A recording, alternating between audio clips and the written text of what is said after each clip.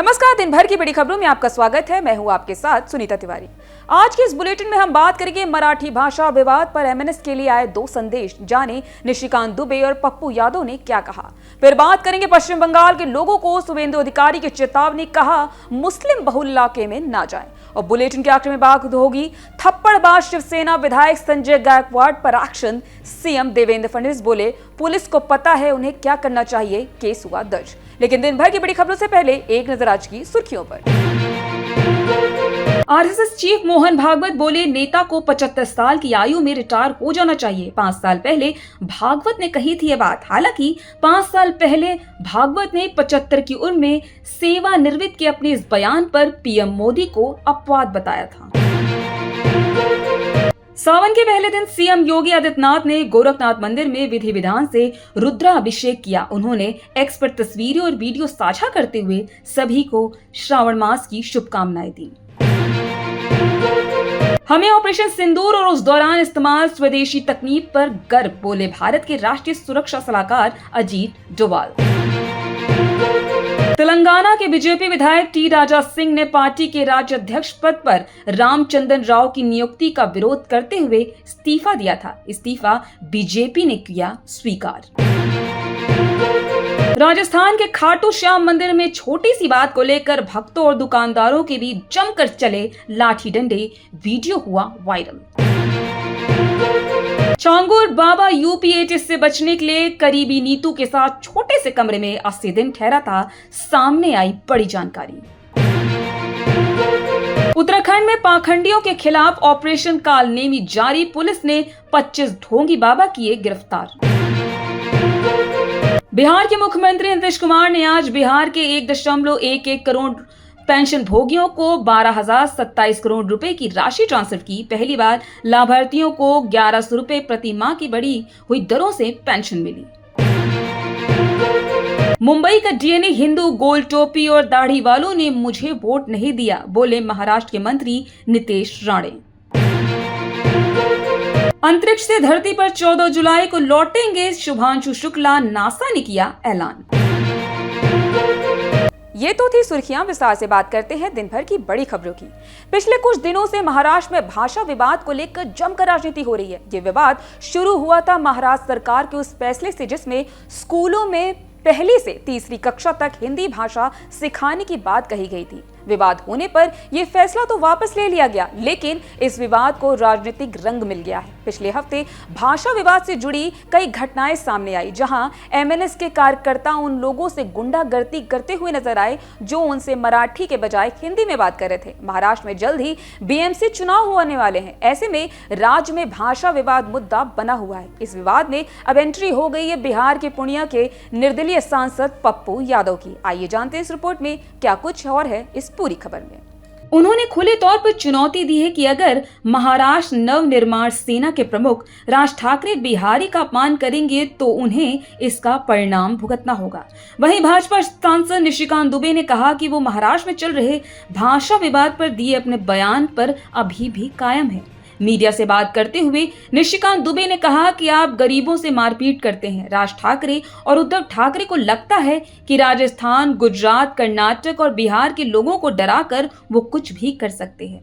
ऐसे राजनीति नहीं होगी। जब आप इन राज्यों में जाओगे वो सब आपको पटक पटक के मारेंगे। मैंने ये बयान दिया था और मैं अपने बयान पर कायम हूँ। महाराष्ट्र के मुख्यमंत्री देवेंद्र फडणवीस ने निशिकांत दुबे के बयान पर प्रतिक्रिया देते हुए हाल ही में कहा था कि निशिकांत दुबे की टिप्पणी आम मराठी लोगों के लिए नहीं थी। निशिकांत दुबे के सवाल पर फडणवीस ने कहा था जो भी निशिकांत दुबे ने कहा है वह मराठी जन सामान्य के लिए नहीं बल्कि उन संगठनों के लिए है जो इस विवाद को हवा दे रहे हैं। पप्पू यादव ने मीडिया से बात करते हुए कहा कि राज ठाकरे जो सीखे बीजेपी से। असम में बिहारी को मारा जाता है। हम और मराठी भाई एक हैं। हम कभी मराठियों का अपमान नहीं करेंगे। अगर आप बिहार और यूपी के लोगों का अपमान करेंगे तो हम कोई भी मराठी संस्थान को बिहार में नहीं चलने देंगे। हमें लड़ना आता है।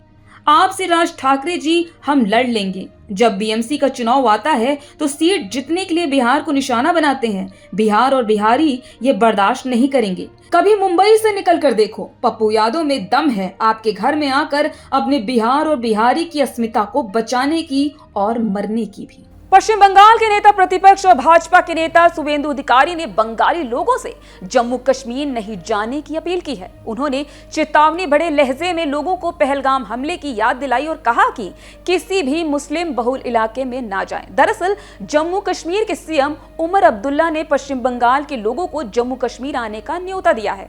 कश्मीर के सीएम के न्योते के जवाब में शुवेंदु अधिकारी ने यह विवादास्पद बयान दिया है। आइए जानते इस रिपोर्ट में और क्या कहा पश्चिम बंगाल के नेता प्रतिपक्ष और भाजपा नेता शुवेंदु अधिकारी ने बंगाली लोगों से जम्मू कश्मीर नहीं जाने को लेकर। जम्मू कश्मीर के सीएम उमर अब्दुल्ला के न्योते पर शुवेंदु अधिकारी ने कहा, कोई भी बंगाली कश्मीर नहीं जाएगा। मैं यह पार्टी की मान्यता के आधार पर कह रहा हूँ, उन जगहों पर ना जाएं जहां मुस्लिम बहुसंख्यक हैं। अगर आप जम्मू कश्मीर जा रहे हैं तो जम्मू जाएं। हत्या से पहले शरीर के अंगों और सिंदूर की जांच की गई थी। हिमाचल प्रदेश जाएं, यह देवभूमि है। उत्तराखंड और ओडिशा जाएं। हमें देश के सभी हिस्सों का दौरा करना चाहिए। मैं बंगाल के लोगों को चेतावनी दे रहा हूं कि वे मुस्लिम बहुल इलाकों में ना जाएं। आपकी जान आपकी प्राथमिकता है। अपने जीवन, बच्चों और महिलाओं की रक्षा करें।